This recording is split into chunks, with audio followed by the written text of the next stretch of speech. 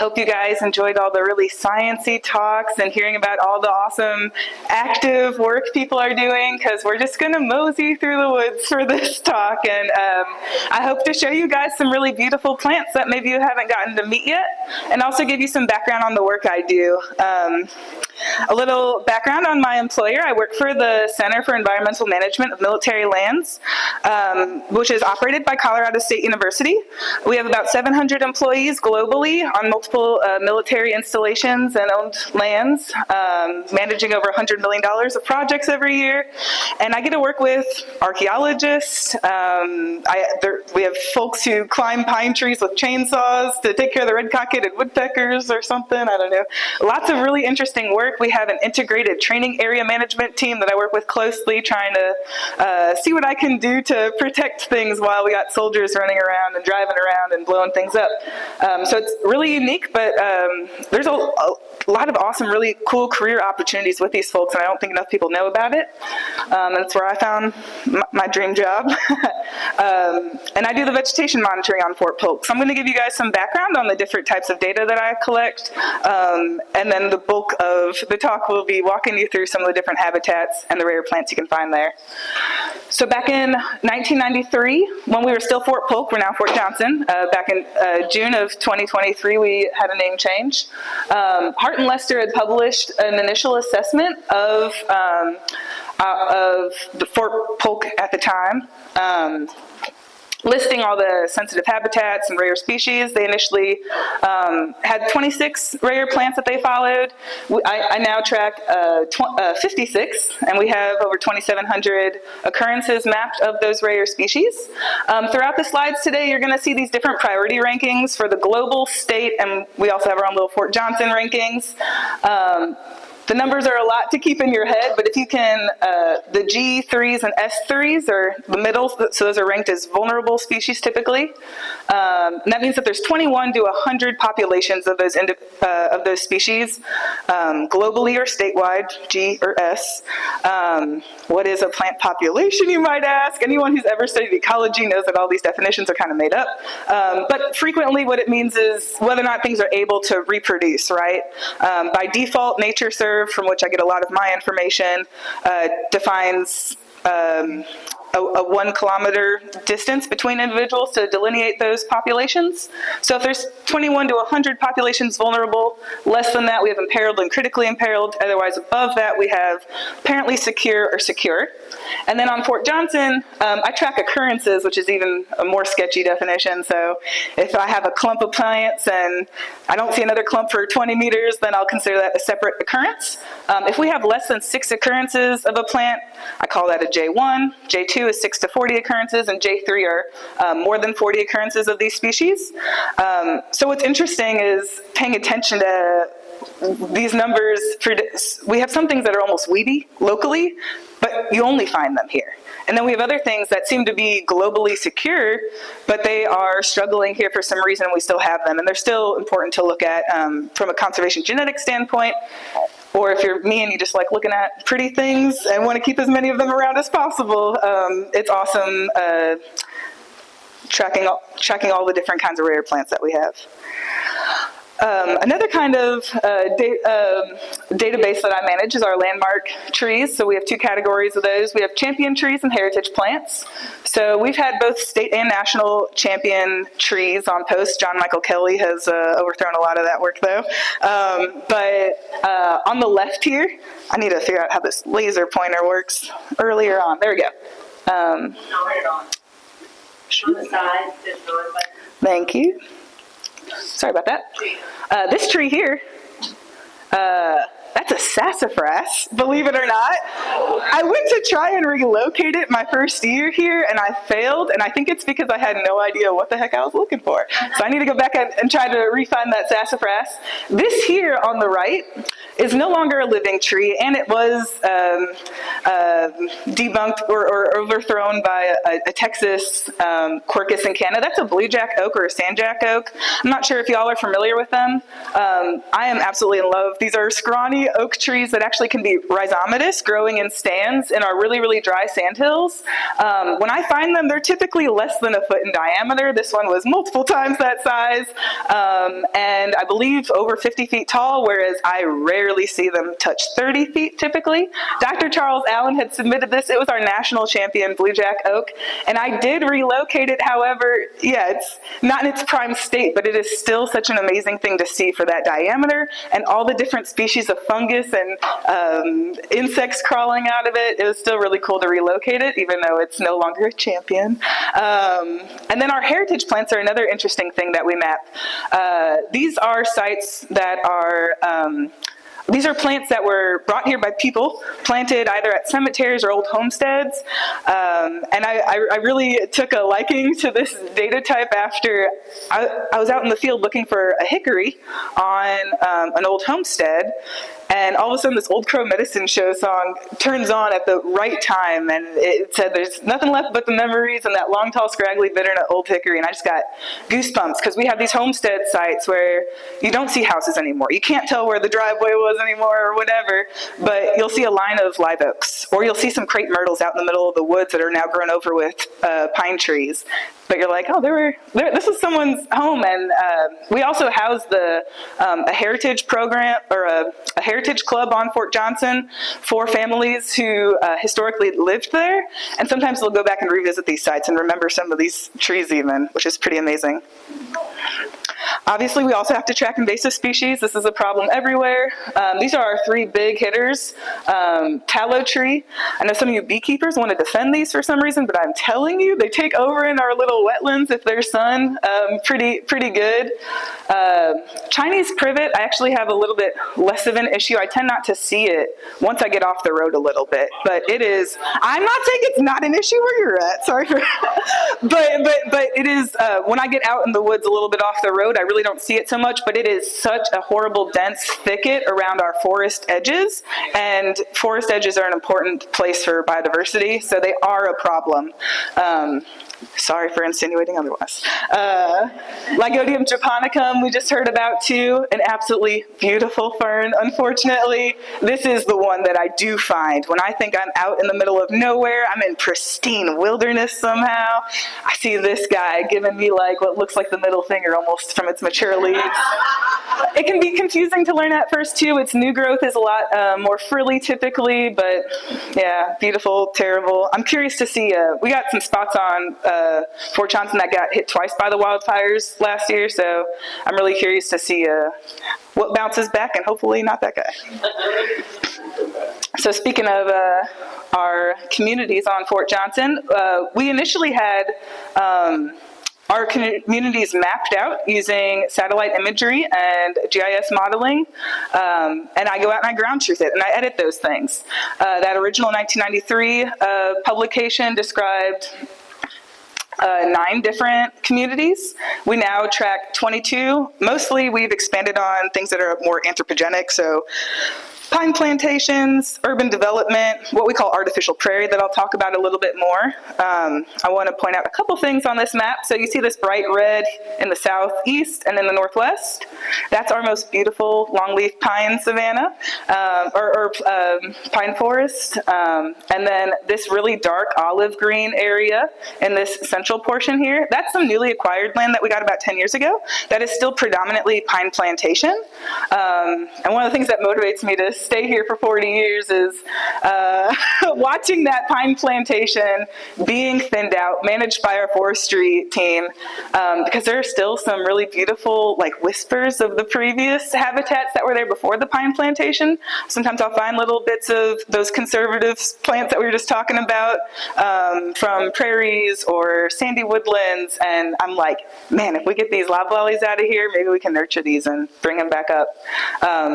And the military seems pretty on board with that too, because they like the more open lands for their training. So hopefully I can be there to help protect some of the sensitive things as well. Another thing I wanted to point out, we have this open area. That's an impact area full of unexploded ordinances, so I avoid that most of the time. Sometimes there's some fence repair that needs to be done there. And then also there's some bright pink down in this area. A lot of that is all urban development. That's our main cantonment on Post, where we got our housing and shopping and all that sorts of things. And now I'm going to take you through some of those habitats. Bogs are the best, right? This is one of our most biodiverse habitats that we have in Louisiana, and it's one of the most endangered. They're a beautiful acidic wetland, and the way that what I kind of tune into when I'm remapping these is looking for peat moss and our pitcher plants, Sarracenia alata. They like sunny areas. One of the biggest threats to our pitcher plants is woody encroachment. It's hard to believe that, for some folks, it's hard to believe that there is so much fire suppression that that's an issue, but with all the roads being built and housing and such, fire just doesn't get through places the way it used to. And so sweet gum and even some of the sweet bays and whatnot will take over. And it's sad. I'll find like larger mapped pitcher plant areas, and now it's all just a woody thicket. But working on helping manage to bring these back. We have about 360 acres of pitcher plant bogs on Fort Johnson. And I missed it on the previous slide. We have about 140,000 acres total that I monitor. So 360 acres. Our first rare plant I will introduce you to is Sebacia macrophylla. I don't know how many folks are familiar with our sebaceas or rose gentians. These are members of the gentian family. Gentian family members you can often recognize by having fused petals. Sebacia is kind of different because they frequently have pretty well-developed lobes in their petals, but if you look closely at the base when you are trying to identify one, you'll see that in fact their petals are fused. They have opposite leaves, which is less common in plants, so those are a couple of tricks for recognizing your sebaceas. Almost all of them look the same to me. You get a lot of these pink things with bright yellow centers telling their pollinators where to go. Often have these weird floppy pistils in the center that lay over, but our rarer one, Sebacia macrophylla meaning large leaf, they are white, although you can find these other ones white as well. They come about waist high, whereas the other ones are frequently at your ankle or so. So they really stand out. I've only found them in a couple spots on Fort Johnson so far, but when you're in a bog, you'll just, at the right time, around June or so, you'll see them just kind of scarcely dotting the landscape. Really beautiful. Full disclosure, this is the one I have not met yet, but I have hunted for it ruthlessly. It's only been seen 2 or 3 times on Fort Johnson. Just on the lip of a bog, one of our best bogs is actually a firing range that has amazing diversity because they want to keep it clear for the soldiers. So their infrequent mowing actually serves as a great replacement for fire there, and we have amazing biodiversity there. Orobonc uniflora, the one-flowered cancer root. All the common names for this plant are terrible, so just learn the Latin. Orobonc uniflora, one-flowered Orobonc. Orobonc casey used to be a part of the plantain family, but they separated out all of the parasitic plants. So Orobonc casey is all holoparasites, in which you get plants lacking chlorophyll in them, like this one, or hemiparasites. Some of you guys might be familiar with like your Indian paintbrushes. Those are actually parasites. They tend to be more successful with sexual reproduction if they can find a host plant, but they can still survive if they don't. Whereas these holoparasitic plants do require a host plant to reproduce. There's an herbarium specimen in the bottom left-hand corner here. These only get about 6 centimeters tall, and they seem to prefer helianthus, our sunflowers, and solidago, our goldenrods, as their host plants. The Oroboncaceae. So, oh yeah, my bad. So initially they were in the Plantaginaceae. A lot of you know the scroffs were all pulled out of that, and Oroboncs as well. Our next habitat are our baygalls. Really beautiful, unique, very similar to our bogs, acidic, sandy stuff, but woody. And these are riparian habitats typically, and their name is derived from the sweet bay, red bay, and large gallberry that you can find there. So Magnolia virginiana, Persea palustris, and the large gallberry Ilex coriacea. Ilex is the holly genus, and so you can see up here Red bay, suffering from that terrible laurel wilt that's taking over the southeast. Red bay is a really great plant, beautiful aroma. It is, bay is in cooking bay, but please do not harvest it unless you can find a sustainable place to do so, because these and sassafras are really taking a hit. Here's that beautiful sweet bay magnolia. Also lovely, more citrusy smell than the bay, which is a little bit more spicy, but they're both delightful. And then the large goldberry is kind of cool. It grows more in these upright thickets rather than shrubs like you think of for a lot of our hollies. They have slightly serrated margins on their leaves, and frequently I've actually found, if you guys can see this kind of spaghetti thrown across it and these flowers down here, that's actually a parasitic daughter bursting out of the ilex stems. So I've seen that pretty frequently in the baygalls as well. And this is actually one of our largest habitat types that we have. So after longleaf pine forest and the pine plantations that we have and urban developed areas, we actually have a lot of baygalls, and I feel very fortunate to be able to work in them. This is a very cool plant. So Rudbeckia is our genus for black-eyed Susans, right? We have Rudbeckia scabrifolia, meaning rough leaves. The Sabine coneflower. This thing only exists in 8 or 9 counties / parishes across that Texas-Louisiana border. And this is one of those plants that is a weed on Fort Johnson. It's a J3, but it is vulnerable statewide, globally. It's rare in every county it's found. These maps are from BONAP. But it thrives on our gas line right-of-ways, our electric line right-of-ways, where they're getting that just right amount of sunlight that they like in wetter areas. I frequently describe this plant as the tall blue black-eyed Susan to people, and I realize that that doesn't mean what they think it means when I say that, but they have this bluish purple hue on their stems and leaves. That's really beautiful. They get taller than I am, and the one thing that I used to worry about mixing them up with when I was first here trying to identify things, Rudbeckia maxima looks very similar, but they have a more elongate receptacle. That's that cone in the center. And also, interestingly, that one reflects under UV light, whereas this one doesn't. So it's a little fun ID trick. Yeah, not the first time I've had UV light for plant ID. This is our glorious red milkweed. So I'm sure many of you guys can recognize milkweed flowers. They have that upright corona coming up, and those are actually their petals that are reflects down. So most milkweed flowers are pretty recognizable.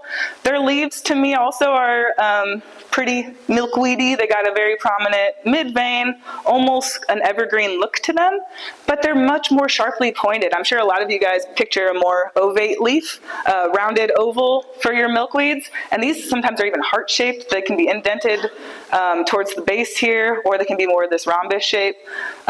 Really, really beautiful milkweed that we get in our baygalls. This is another really cool plant. So when I first came here, it was originally, it's in most of our databases still as Zygodinus densis.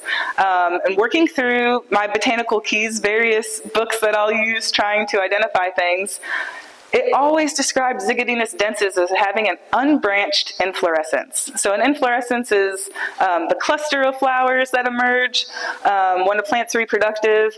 And as you can see here, there's branches. It's not just one stalk of flowers. And I just was so hung up on that and so frustrated, and everything that's a monocot kind of looks the same anyways. So I was like, what the heck? But they just described a new species, Stenanthium texanum. So this map is actually out of Alan Weekly's Flora out of UNC Chapel Hill. This is a much more narrowly endemic species. So Zygodinus densis was one of those plants that we considered locally rare, but much more common up north in the, just north of us. Well, now this is a little bit more special because you don't find it up north. You only find it here, and it's rare everywhere it's found. This is a member of the Melanthiaceae, the Deathcamas family. Previously, it's one of those families that broke out from the lilies. I believe, I shouldn't have said that. But the Melanthiaceae is an extremely toxic family for the most part. Obviously, this one hasn't been well studied, but that whole family is known for having a bunch of alkaloids in it. So don't nibble anything in the woods, but, you know. Anyways, that was just Sandy Woodlands. This is a habitat that I really come to love living here. These are woods that tend to be more open, tend to have more stunted looking growth as a result of harsh soil conditions. These are our upland pines, and this is what I bought a home on. So I've really enjoyed getting to recognize this unique habitat. Working from the left through the bottom to the right, these are some distinctive plants. So Quercus marylandica, the blackjack oak. A lot of people think of them as these ugly, scrubby things, but I have fallen in love with them. They have almost like these fiddly fig type leaves, beautiful dark black bark, and they frequently grow in clumps together, making these like, I don't know, little cathedrals in the woods, similar to post oaks. This is poison oak territory, so you can kind of assess what habitat you're in by which toxicodendron you get. You know, if it's a little wet if you have any kind of poison ivy, but you will not see poison ivy in this dry sand. At least I haven't. Here is a summer grape, Vitis estivalis, and right now is the time to get out to the woods and see this beautiful pink color that they have on their new foliage. Very fuzzy too, but no, these are more typical green Vitis leaves when they're leafed out, but I just love them in the spring. In the center here is Lithospermum caroliniense, also known as hoary puccoon. This is a plant that I knew very well up in North Dakota and Minnesota, and then all of a sudden I found out about these sandy woodlands that I was chasing around, and I find these there. Very beautiful borage family members. We got our mala mujer, the stinging bull nettle. That's a poinsettia family member, a venomous plant, very common in the dry sand. Our most common blueberry in this area tends to be the tree huckleberry, sparkleberry, farkleberry, all those ridiculous names, or Vaccinium arboreum. Vaccinium is your blueberries, arboreum, it's a tree. And these things do get quite impressive in size. And then in the top right here are those blue jack oaks I already bragged about earlier. I absolutely love. They're those colony-forming scrawnier oaks. And we have about 660 acres mapped on Fort Polk. However, I'm suspicious, and I think it's a lot smaller than that because it was all done by modeling initially. Frequently I'll go out there and it doesn't seem quite right. And it's definitely one of our more threatened habitats. This is a member of the family that poison oak and poison ivy are in. This is a non-poison sumac, Rhus aromatica. This is a plant that's rare in our area. Very similar to a species that I was really familiar with in the Rocky Mountains, actually. Rhus triloba, which has actually been lumped back and forth with Rhus aromatica.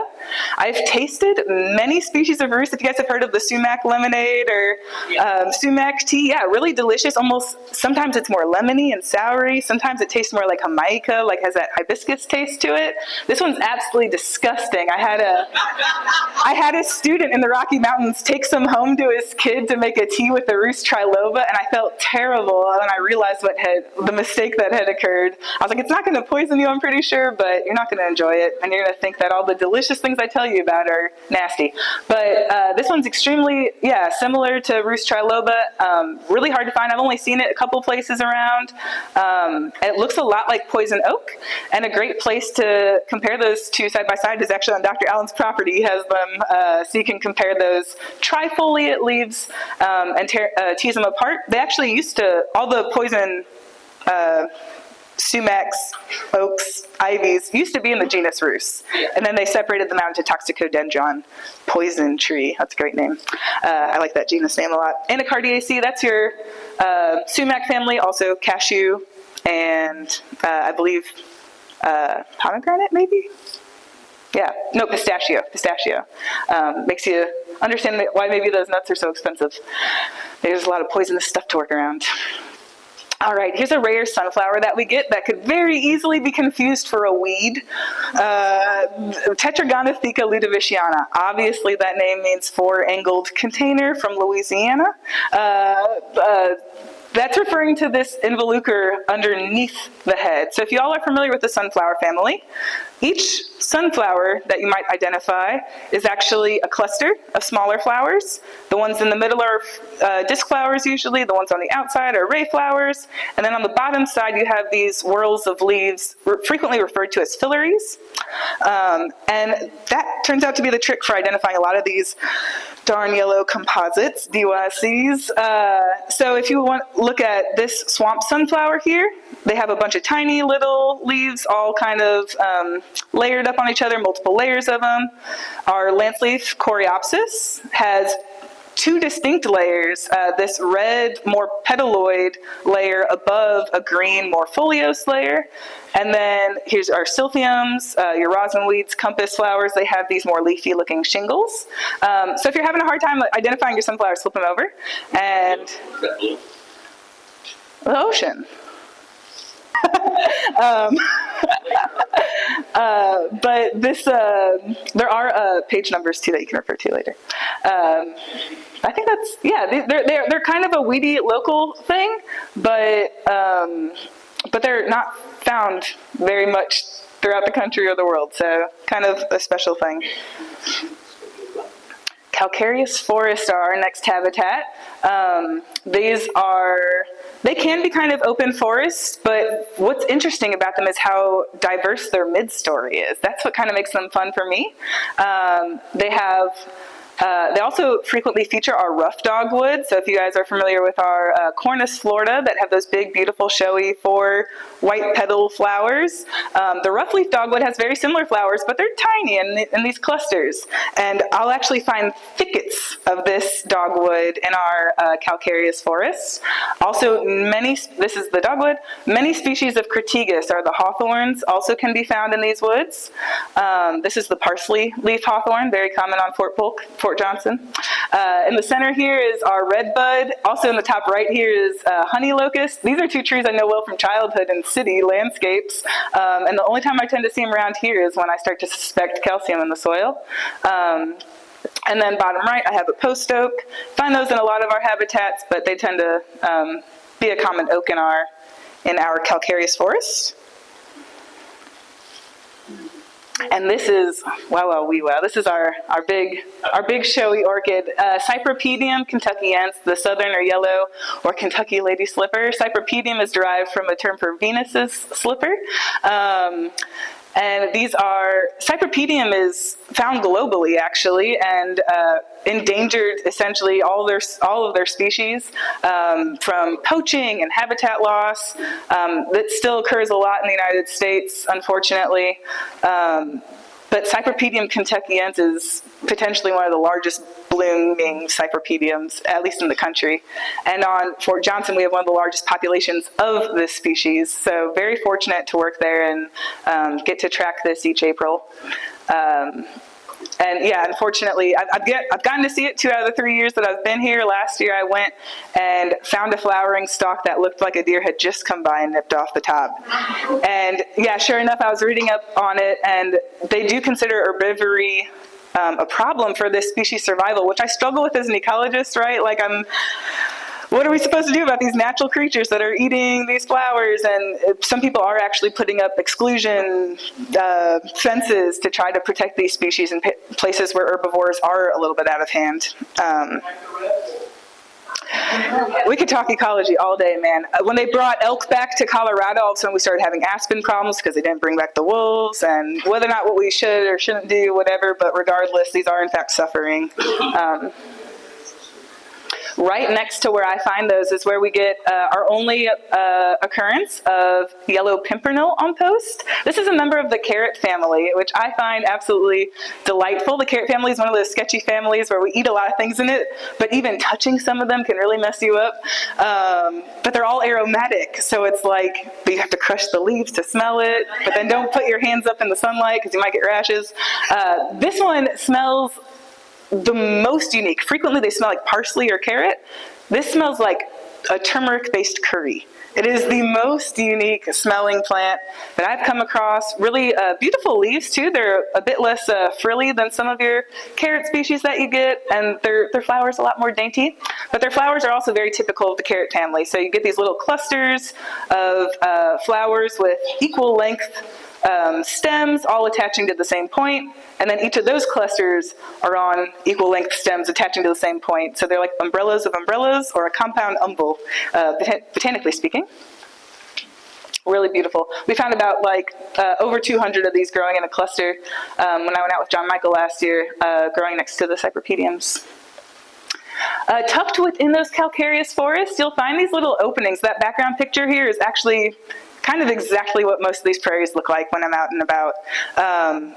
And what's really interesting is one of the best ones that I like to visit is very close to our VA clinic. And so I know that they're not burning there, and yet you still get these open patches. So all I can figure is that the soil's too harsh for anything else for woodies to be able to thrive there. Some of those plants with higher conservation coefficients or whatever that you might see are compass plant, Silphium laciniatum, and our Andropogon gerardi, the big blue stem. When I see those, I figure this is a nice old patch that maybe didn't get destroyed too much, and I start looking around for other things. Rattlesnake master is another indicator, and the giant blue sage, and my pictures of giant blue sage are giant white sage. So.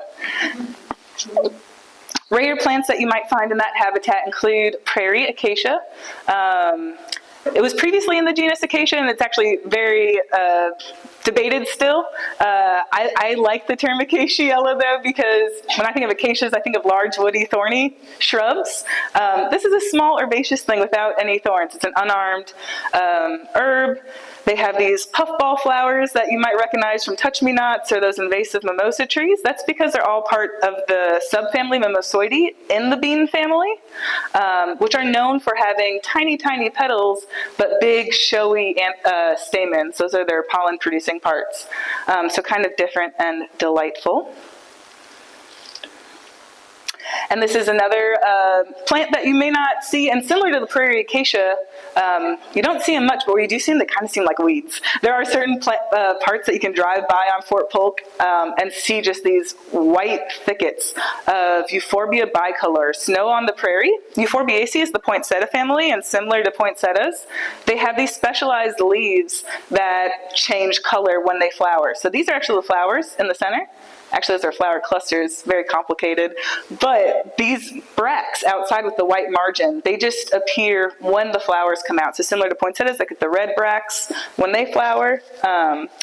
Snow on the Prairie, I think, is an adorable name, and this is its cousin that I knew out in Colorado. Snow on the Mountain, Euphorbia marginata. I love to encourage people to get into recognizing plants around them, but this is a great example of how challenging it can be. This comes as far west as Texas, and I believe is even considered invasive when you do find it in Louisiana and further east. So you might find these side by side and want to call one the other. So there's always more to plants than what meets the eye. So if you really want to get into the weeds, grab a key and see what there is to delineate those species. Our gut feelings aren't always sufficient. Small stream forests are a habitat that we weren't really historically tracking on Fort Polk. They were kind of captured in our riparian areas because all of our riparian areas get protection as streamside management zones. But I've been tuning into them more lately just because they are so unique. These are areas that are frequently characterized by having large mature beech trees and southern magnolias. And again, also frequently have a pretty diverse mid-story and some pretty unique growth below. You'll find witch hazel there, Halesia diptera, the silver bells, that's part of the snowbell family if you're familiar with the styraxes. Inland sea oats, those beautiful drooping grasses, Casmantium latifolium, and one of my favorite trees, musclewood Carpinus carolinianus. They got that really sinewy, crazy trunk that you'll find, I only find them on like river banks or floodplains in Fort Johnson. And this is our delightful rare wildflower that you can find there, Uvularia sessilifolia, obviously named after that dangly thing in the back of your throat, the uvula. Sessile leaf bellwort, they have sessile leaves. Member of the Colchicaceae, which I never heard of until I made this presentation. Previously part of the lily family. If you look at these flowers, they look just like asparagus flowers to me, or numerous other monocots. But it is still kind of cool when you look at, frequently these things are supported by the genetics, so you gotta be adaptable, go with the flow, learn the new names. But I kind of embraced it quicker because they all have the compound colchicine in them, which is interesting. It's a alternative gout medication and just kind of a weird compound that's found in its family members. Chemotherapy drug and a mitotic spindle inhibitor. What she said? Don't be eating these things. Toxins and medicines are the same thing. It just depends on what you need. But they grow rhizomatously as well. So when I have seen them on Fort Johnson, they often form these little thickets, and they have these cute little three-winged fruits as well. This one just happens to have its style sticking up still. That's not common, I just thought it was cute. And you can see that it has 3 lobes at the tip. It's a monocot, so all of its floral parts tend to be in 3s. Pine savanna, one of our more iconic habitats, another acidic longleaf wetland. I kind of just separate these out from the bogs, which tend to be more of our hillside slope things, and tend to be more scarcely wooded. People will argue a savanna should have like 15% canopy cover, up to 80% canopy cover, but it's a grassland with trees in it. That's how I like to think of them. You'll frequently find milkworts there, also known as candy roots. These things smell like chalky candy cigarettes if they came in menthol varieties. There's so many species of them. I've had a field day where I saw like 6 of them within 30 minutes of walking through the pine savanna. Some are yellow, some are purple, some are orange. Down further south, closer to Mississippi, you get an orange one that they call swamp Cheetos, so I now call them all Cheetos. You get your meadow beauties, the Rexias. There's a really neat one that I've only seen in the pine savannas called Rexia aliphanus, and it gets quite a bit taller, and it has more bluish, waxy leaves too. That's my favorite. You also get that awesome toothache grass. I'm sure a lot of you guys recognize that seed head there. This is what it looks like before it dries up though. And then in the background, you can see these beautiful reflexed bracts of the white top sedge. Rhynchospora is often an overlooked kind of boring brown sedge with a couple of flamboyant cousins, and this is one of them, Rhynchospora latifolia. We have about 624 mapped acres of pine savanna. I suspect we have quite a bit more than that though. This is one of our most endangered rare species. It is a G2, meaning that there's less than 21 or less than 20 populations worldwide, which is kind of terrifying, and I feel anxious when I see these almost. But we actually have a fairly good population on Fort Johnson. Again, that firing range we have is one of the best places to see these go in the next month or two here. Calopogon oklahomensis. Calopogon means beautiful beard. It's referring to these glandular hairs on the lip sticking up here. So our Cypripedium, the lady slipper, had that big bulbous lip on the bottom. This one's upside down, the lip's on top. They are all Calopogons kind of look the same. I first came across this genus when I was living in Alabama, and I didn't really put much effort into identifying them until I learned about the rare ones, so it's worth it. Calopogon tuberosus is the more common one. A couple things to notice is this lip is wider than it is tall on tuberosus, whereas it's just about as tall as it is wide on oklahomensis. Also, there are 2 little fuzzy beard things going on. You can't see, but there's a pink patch of hairs above this yellow patch on oklahomensis, whereas it's a yellow-orange patch of hairs on tuberosus. So it's not horrible, you just have to know what to look for. But another beautiful orchid that I'm so fortunate to see here. This one's a really freaky one, the Pteroglypsaspis escrestata, the wild cocoa orchid. This one's actually been put up for listing under the Endangered Species Act multiple times. Honestly, it just needs more data collected, I think. It's pretty much only ever been found singularly in the wild. Once in Florida, I believe it was documented to have like a population of like 200 in one place, but it really seems to like a sweet spot of having access to some moisture, but really needs regular fire to keep its habitat open. So I'm convinced, it's only been spotted a couple times on Fort Johnson, but I'm convinced I found it in fruit my first summer here. They have kind of these distinct bracts underneath each flower, and same on the fruit, and I haven't found anything that I think that looks similar to it here, so I'm hoping that's what it is. It was only one in a field that had just been burned the previous year that still had some moisture in the soil. But yeah, definitely a taller orchid, but still pretty muted flowers. Throughout the country, they can kind of vary between yellow and purple. Very, very special orchid there. And finally, the last habitat I want to talk to you about is our disturbed areas. So in the back, this is one of our larger firing ranges. You can see these depressed areas where we still have water and some shrubs and woody growth. And then our forest in the background there. These disturbed areas are frequently planted with non-native grasses that help with soil erosion. Military, most of the time, just cares about percent green when it comes to these disturbed areas. They just want to make sure there's not bare soil out. But you'll find amazing little weeds that come up that I love, like our bitterweed. This is one of my favorite weeds when I moved to the south. The woolly whites, or the old plainsman, Hymenopapus artemisia-folia. And then both native and non-native vervains, the verbenas. This is Verbena hali. That's one of my favorite native verbenas. They have a more delicate lilac color and are more scarcely flowered. And you'll find them on the roadsides. I have them in my yard. They're still weedy, but they're native and delightful. And in those disturbed areas, you'll actually get a couple of really rare plants.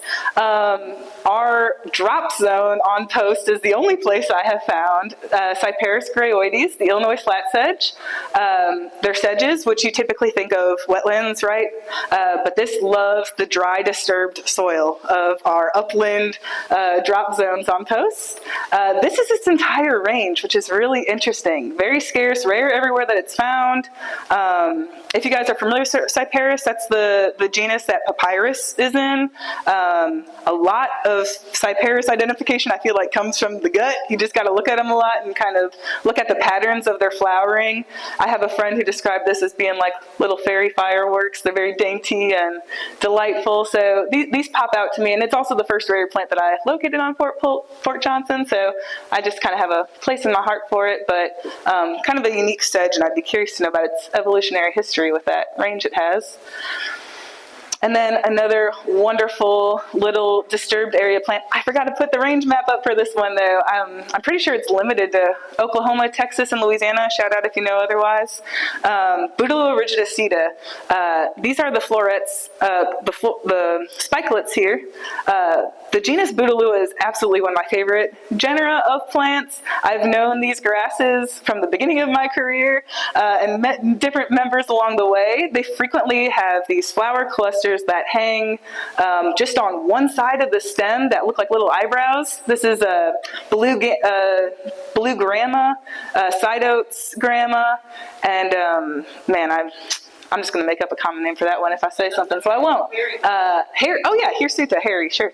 But this one, they're a little bit different. They tend to be fan-shaped. Our Texas grama rigidicida, previously called Bouteloua chihuahuana, and they're delightful. All of these tend to be smaller clumping grasses with these really cute, showy inflorescences, but I've seen nativars out west especially, where they do become these really large, beautiful bunch grasses if you baby them and do weird things to them, but they're a delight to find in the wild. And Bouteloua rigidicida I've only found on Fort Johnson on mowed roadsides. It's just on cantonment. Makes me question how it got there in the first place, but it is so limited in range that it's worth tracking, and it's a valuable member of my community, I know that. All right, that's our tour for the day. Thank you so much to Dr. Allen. He's really... Thank you. All of this stuff I couldn't have done on my own. So Dr. Allen, his family's been so warm, fountain of knowledge. Most of the information on the rankings of these plants came from NatureServe. LDWF has awesome fact sheets on a lot of these plants and communities. Use them. You can be as smart as I am, I promise. And then Cajun Prairie Habitat Preservation Society has been an awesome community for me just to have plant people to talk with and encourage me to keep learning new things. So thank you guys very much.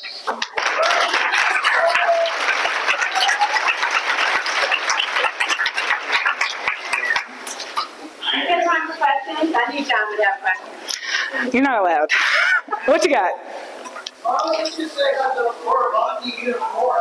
I recently extended it like to almost Arkansas, Louisiana, on a town line, and you're definitely right about doing it to your goals. Okay. I found hundreds and hundreds and hundreds of them on your power line, and kind of well-drained, sandy, sunflower habitat, but they're only one Louisiana. Okay. That sounds awesome. I'll have to... It's like S1. too. Yeah, yeah. They're perennial though, right? Theoretically. Theoretically. Yes, Mr. Luce. I'm curious, prairies. You look for directories, lasso yet? No, but I will now. Lacera, got it. Yeah, please, actually, if any of you guys know more than I do, please share your information with me. I think of myself as mycelium between real scientists and the military. So please correct me, share your information with me, tell me what I should be looking for. Yes. Will they let you, or do you collect seed or do any kind of conservation that way? I'll answer that question later. No, actually, I do. We talk a lot actually about when they do. I work very closely with the training area management team. So when they're out there throwing their non-native seeds, I talk to them frequently about what I can do to get them to put out certain species. See if I can experiment on natives that might be good for erosion control. So I have actually started collecting seed when I'm out and about. I also frequently collect seed for outreach, so I talk a lot with kids, scouts. I love talking to soldiers and folks from urban areas like me who didn't know any of this stuff, so I very limitedly, but I'll give out little seed packets to people who I know will plant them and take care of them. But yeah, unfortunately, very limited on time and resources for major seed collection, but I think we can develop something in the future, yeah. I think those will grow. I mean, like those rare things. Ooh, so cypripedium is a really interesting thing, and if I had a larger team, I would love to hire someone with a horticultural background to do some rare plant propagation, because that does seem to be the best venue for preserving cypripedium. What's really interesting about many orchid species, though, is that they require certain fungi to be present in the substrate for those seeds to even germinate. So it's tricky, but once you isolate what that is that's needed, it's been done. So it would be really cool, but it would take an awesome team of folks to work on that. Rudbeckia scabrifolia is something that I've collected seed for, and I need to contact folks to see if it's working, but yeah, I do try to collect some of those things. Yes, ma'am. How much can we pay you to give us a tour around there? Man, I'm taking all kinds of money, so get with me later. Yeah, it can be, the word liability comes up a lot when you talk about bringing folks onto a military base. But yeah, I mean, like I said, I plan on being around for 40 years, so I'm hoping to bring more folks out to see some of the awesome stuff we get. You guys are doing amazing bringing stuff into urban spaces, but I also want to preserve some of these spaces that haven't been touched yet. And y'all got to see it to appreciate it, so I'll find a way.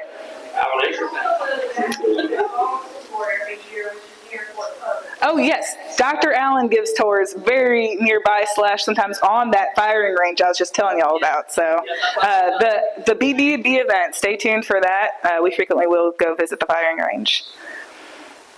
Yeah. You may have said this already, but when did this program start? Oh, I did skim over the introduction a little bit. So Colorado has been working with the DoD since 1985, but actually in 1965, the Sikes Act was passed, and that's when the military officially became responsible for managing their natural resources. So 1965 is when the DoD had to start managing natural resources actively, although they've been doing it passively for a long time, just as a fact of like regular development not being able to come in. And then Colorado State came in 1985. And how long has someone been at Fort Polk, Johnson, That's a Dr. Allen question. I know that Hart and Lester did their first big assessment in 1993. Was there much work before that, do you know? I don't think so. There was an environmental section that Dr. Charles Stagg managed the Fort Polk environmental use. Robert Murray was very important. Native pesticide early seeds. Also important. So there's been environmental people that Fort Polk for, I guess, since the early 80s that I've been found out. Good question. That means I don't know the answer. All the baygalls. All right. Will they harvest that loblolly and replace it with Yes, great question. I'm glad you asked. We have a 30-year replacement system plan in place right now. So forestry is working to, and the Army actually really wants that because that is terrible training land. I hate going up to that pine plantation area because it is just yopon and loblolly, and it's worse than any thorny plant trying to get through that yopon. And these soldiers, they only like the most open, lush training areas. So the military's actually been really pushing forestry to get moving with transforming that loblolly plantation into longleaf. I'm glad you asked that.